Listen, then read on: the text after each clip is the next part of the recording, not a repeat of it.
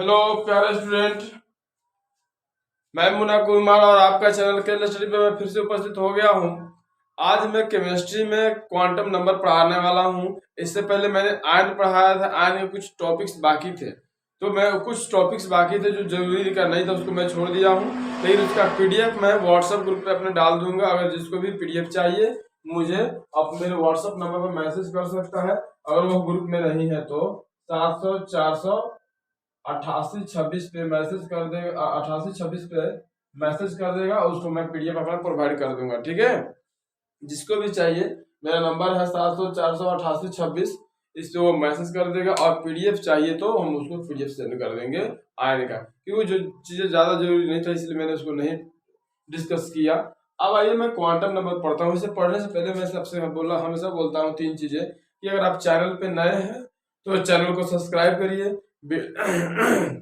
Video अगर पसंद आए तो लाइक करिए, और बहुत ज्यादा पसंद आ जाए तो इसको शेयर वगैरह कर दीजिए। ठीक है, तो चलिए शुरू करते हैं। देखिए, क्वांटम नंबर में क्वांटम संख्या जो है क्वांटम नंबर, तो कह रहा है कि क्वांटम संख्या वैसी संख्या जो परमाणु के आकार, आकृति तथा उप कक्षा के विन्यास को अविन्यास को इलेक्ट्रॉन के चक्रण को बताता है। इलेक्ट्रॉन की जो स्पिन करता है, इलेक्ट्रॉन के जो चक्कर लगाता है ऑर्बिट के, उसको बताने की बात कर रहा है। जैसे कह देखिए क्वांटम संख्या, तो क्वांटम संख्या वैसी संख्या है जो परमाणु के आकार, परमाणु की आकृति तथा उसके उप कक्षा के अविन्यास को इलेक्ट्रॉन के चक्रण के द्वारा बताता है।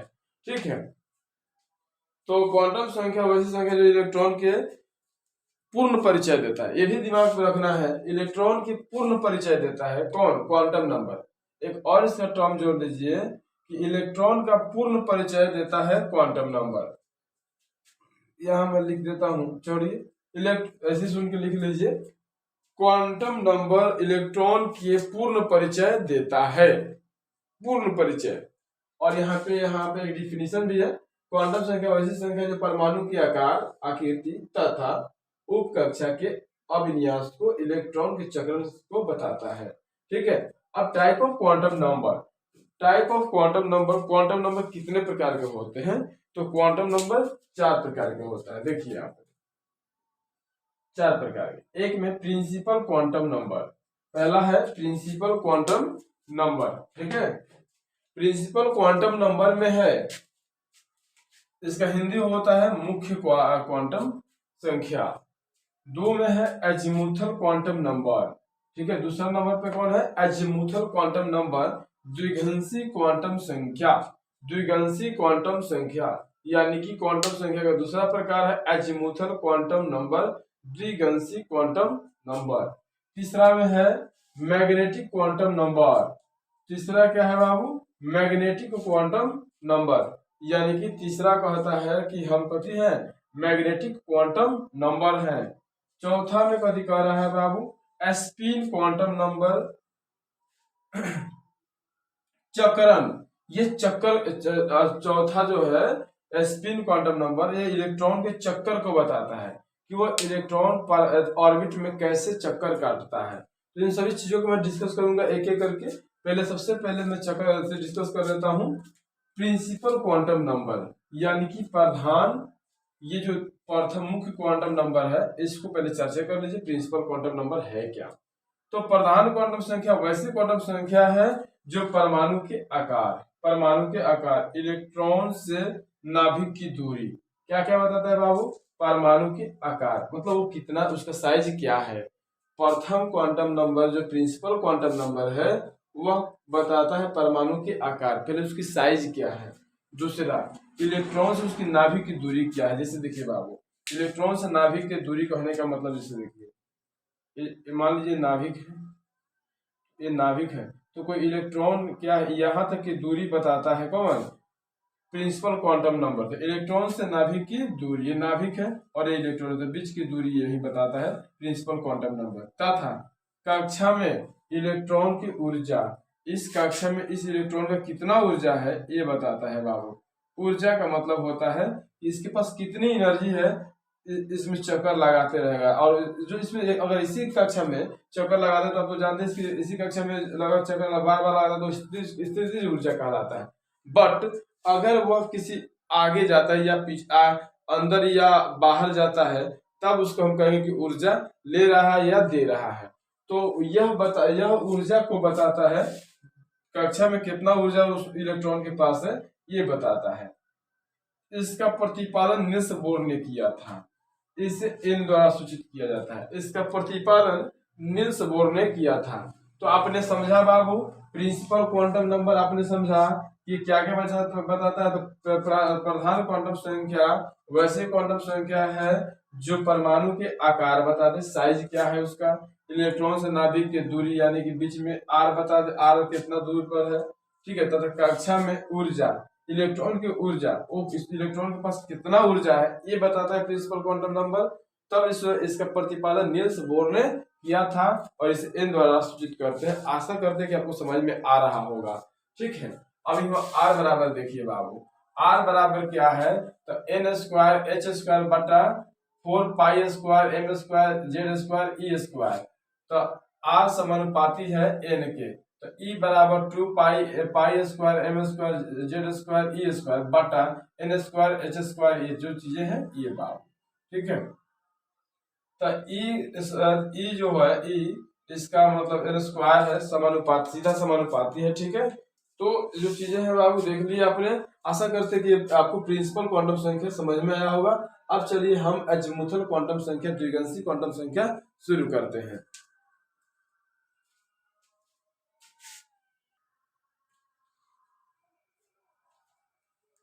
अज़ीमुथल क्वांटम नंबर, ठीक है। अज़ीमुथल क्वांटम नंबर क्या होता है, देखिए इसको एल से सूचित करते हैं, कैसे सूचित करते हैं, एल से सूचित करते हैं, ठीक है। अज़ीमुथल क्वांटम नंबर कहता है कि यह इलेक्ट्रॉन के उप कक्षा में आकार को निर्धारित करता है, इलेक्ट्रॉन के उप कक्षा में आकार को निर्धारित करता है। इसका मान 0 से n-1 हो सकता है। एल का कुल मान प्राथमिक क्वांटम संख्या पर आधारित है। जो प्राथमिक क्वांटम नंबर या प्रिंसिपल क्वांटम नंबर था उसके बराबर होता है। इसका मान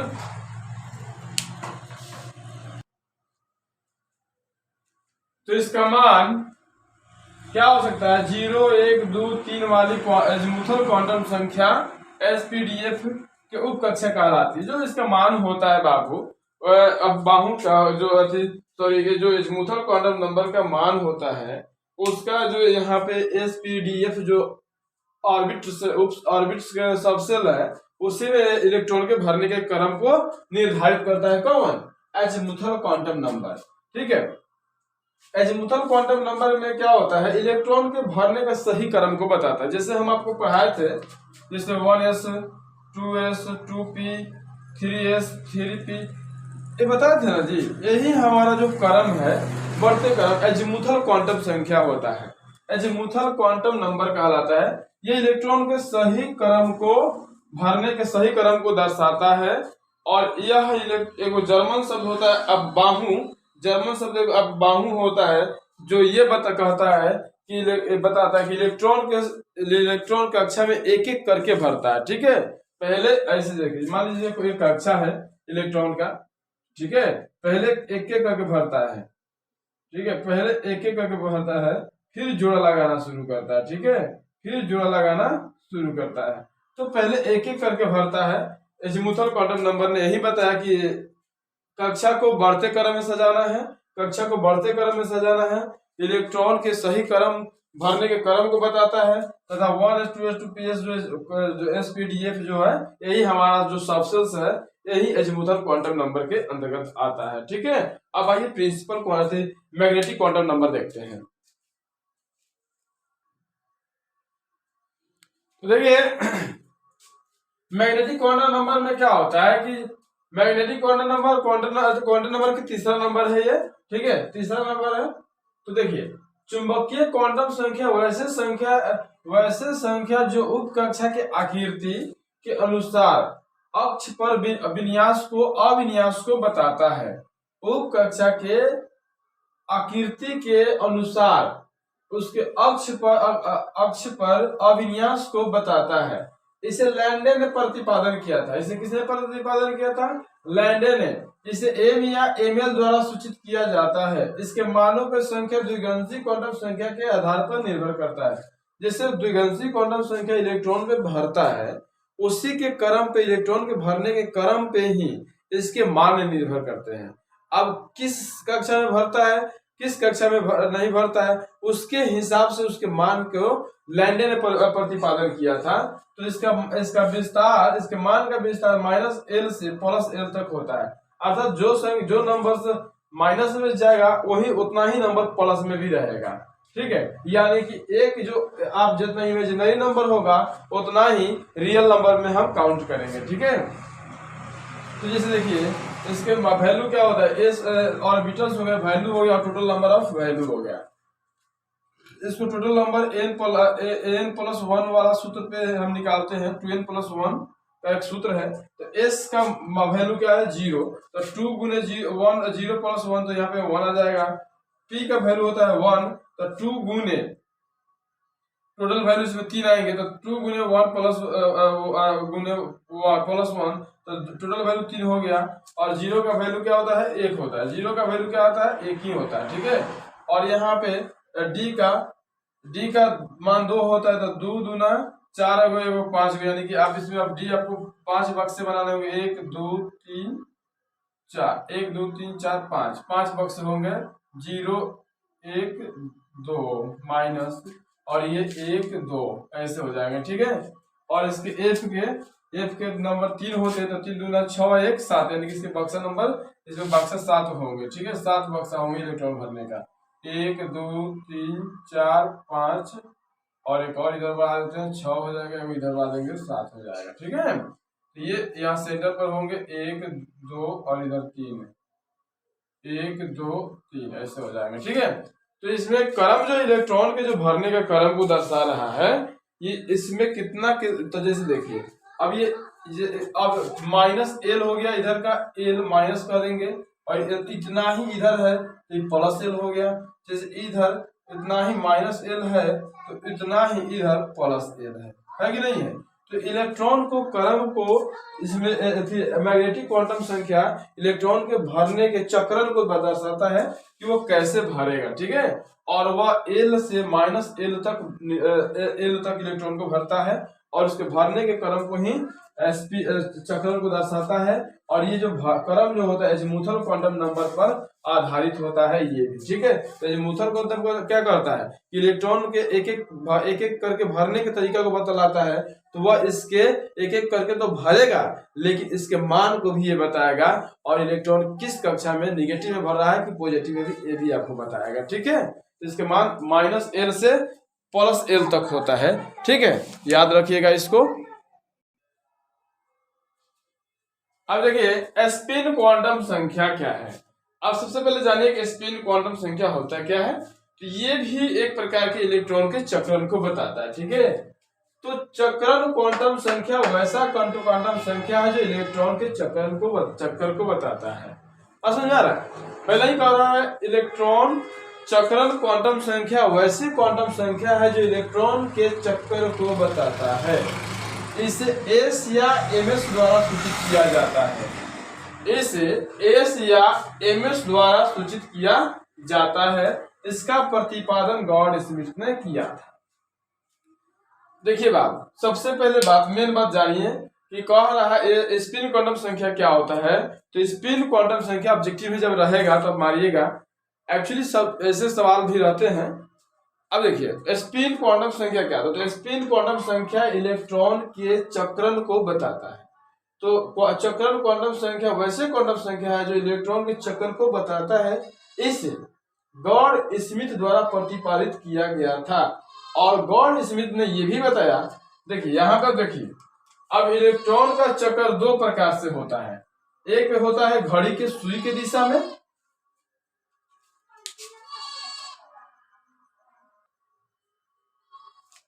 तो यहाँ एक तो होता है, एक घड़ी के सुई की दिशा को बताता है, दूसरा घड़ी के सुई के विपरीत दिशा को बताता है। एक घड़ी के सुई की दिशा को बताता है, और दूसरा जो इलेक्ट्रॉन्स होते हैं जो घड़ी के विपरीत दिशा को बताता है।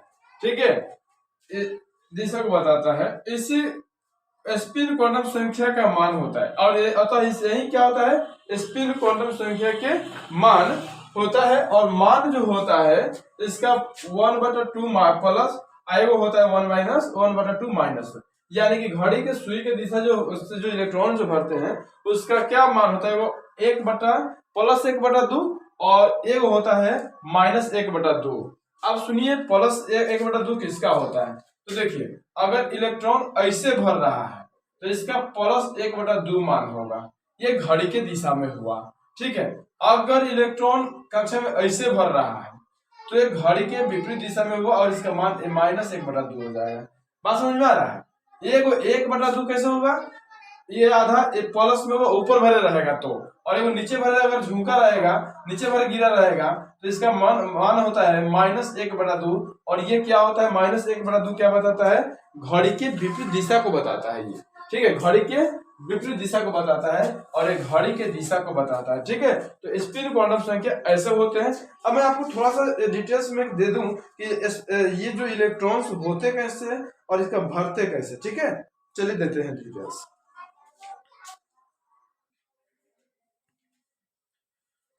अब हुंड्स रूल यहाँ पे क्या कर रहा है, हुंड्स रूल ने उप कक्षा में इलेक्ट्रॉन के भरने के लिए विभिन्न भिन्न भिन्न तरीका को बताया। जिसे हुंड्स रूल 3 तरह के होते हैं, जिसे मैंने फर्स्ट लिख के यहाँ बोर्ड पे रखा हूँ। हुंड्स रूल 3 प्रकार के होते हैं जिसे मैंने यहाँ पे फर्स्ट लिख के रखा हूँ।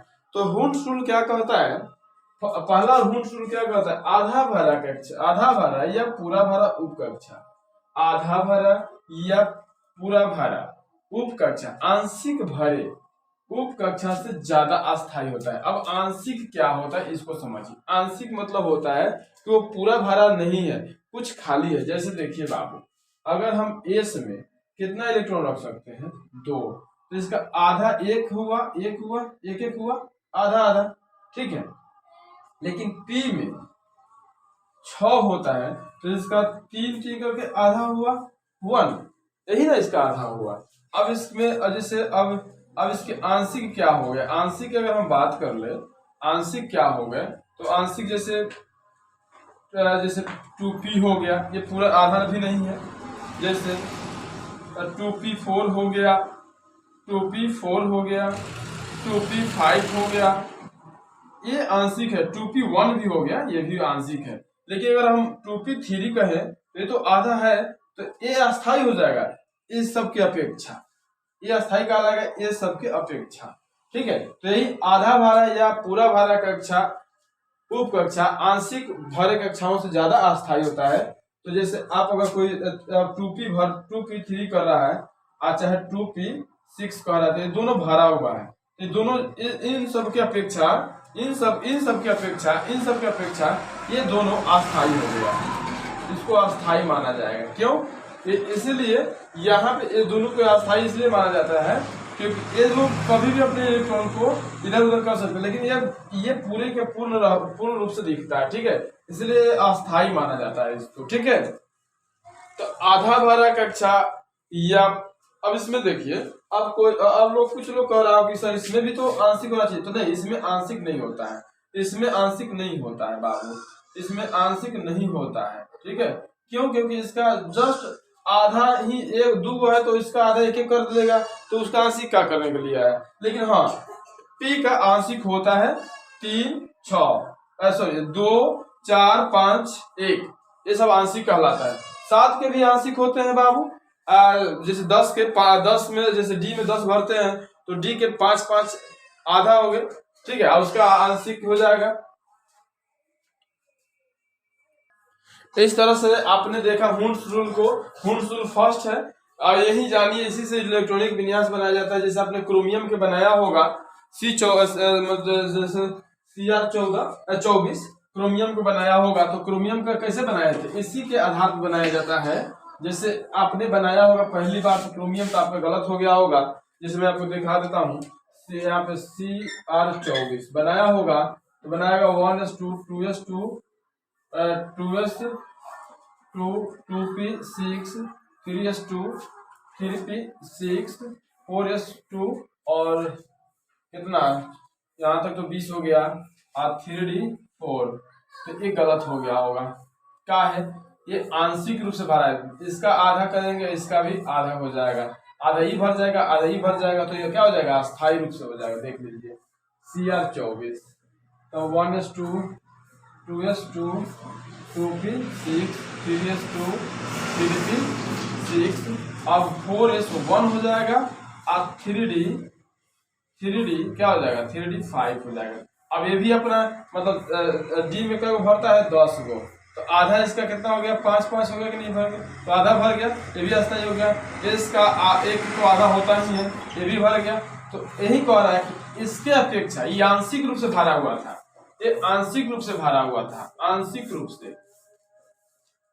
तो हुंस ये हो गया आपका अस्थायी रूप से, अस्थायी रूप से बात, ठीक है। अब ये आंशिक रूप से, ये अस्थायी रूप से। तो हुंस ने किया क्या कि उसने जब इसका प्रयोग किया तो हुंस ने कहा कि अगर हम आंशिक रूप से जो भर रहे हैं उससे कई गुना अस्थायी हमारा जो ये आधा भरता है वो होता है। तो इसने आधा भरने के तरीका को अस्थायी माना और इसको केमिस्ट्री के लैब में ले जाकर देखा तो सही में इसकी अपेक्षा ये ज्यादा अस्थायी प्राप्त हुए, जिसके कारण हुंस ने अपनी एक रूल बनाया, हुंस रूल, जिसका फर्स्ट हुंस रूल आपको मैंने पढ़ाया, आधा भारा कक्षा या पूरा भारा कक्षा आंशिक भरे उप कक्षाओं से ज्यादा अस्थायी होता है, ठीक है। तो आशा करते हैं कि ये बातें आपको समझ में आई होगी। अगर समझ में आया होगा बाबू तो वीडियो को लाइक करना मत भूलिएगा, और जाते जाते आपसे एक ही बात बोलूंगा कि वीडियो को तो लाइक करिए, नया है तो चैनल को सब्सक्राइब कर लीजिए बाबू। और तीसरा महत्वपूर्ण बात, वीडियो को थोड़ा शेयर करिए और लोगों को जोड़िए। मैं बहुत जल्दी लाइव आना चाहता हूं ताकि आपका प्रॉब्लम मैं यहाँ ऑन द कमेंट पढ़ते हुए सुन सकूं और आपके हर प्रॉब्लम को ऑब्जेक्टिव कराते समय सारे प्रॉब्लम को सुनूं और आपके सवाल का जवाब देते समय आपको तो मतलब सही ढंग से समझाने का प्रयास करूं। तो आज के लिए मुझे बस विदा दीजिए, आज के लिए इतना ही, मिलते हैं अगले वीडियो में, तब तक के लिए जय हिंद।